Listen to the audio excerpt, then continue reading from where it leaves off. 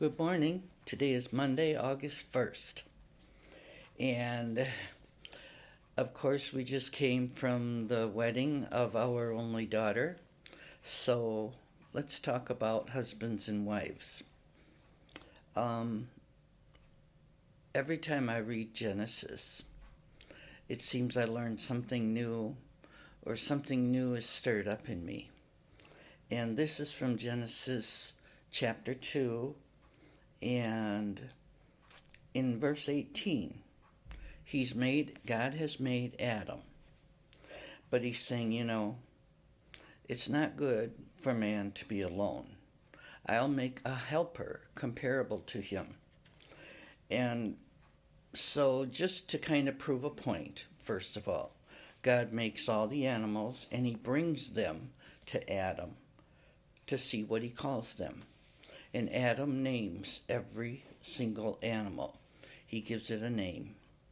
And that made me think of how my daughter took her husband's name and he gave her his name because she now belongs to him.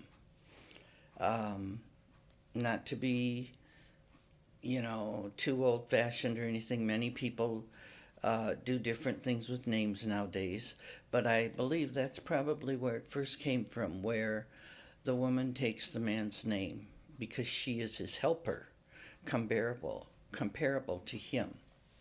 And then, but still, he had not found a helper yet of all the animals that God made. So then God made Adam go to sleep, and he took one of his ribs and closed up flesh in its place. So Adam went through a little bit of pain, like surgery to get this rib out.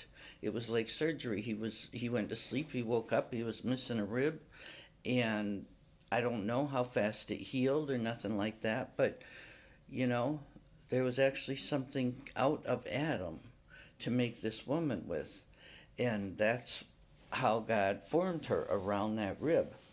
And so when Adam woke up, he said, "This is now bone of my bone, flesh of my flesh. Shall be called woman because she was taken out of man."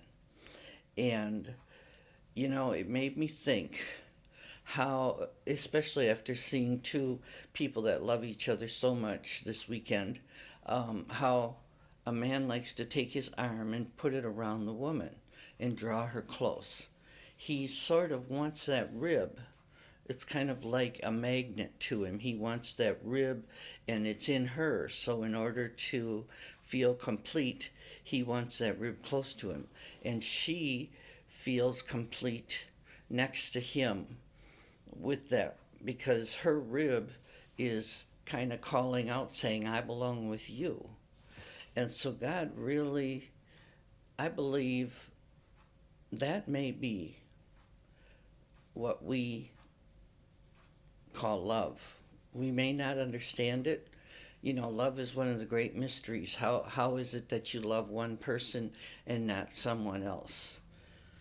I think it's because that rib is automatically drawing itself to the right person. And the rib, of course, has the heart and the lungs. The ribs protect the heart and the lungs. And so, it's life. Ribs protect our life. And if you have a good marriage, it adds to your life. And if you have a bad marriage, it seems to hurt us in our chest and in our heart and in our soul. And we can hardly breathe sometimes. It just takes the life out of us.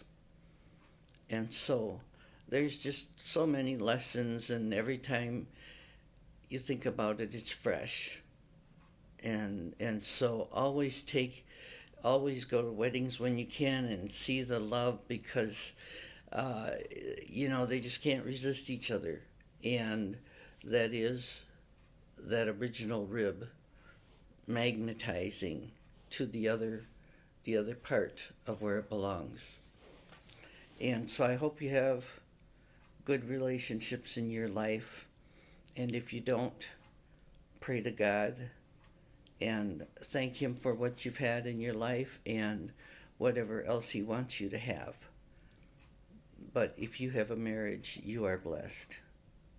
If you have a good marriage. And so don't ever take that for granted, and thank God for giving you the rest of yourself.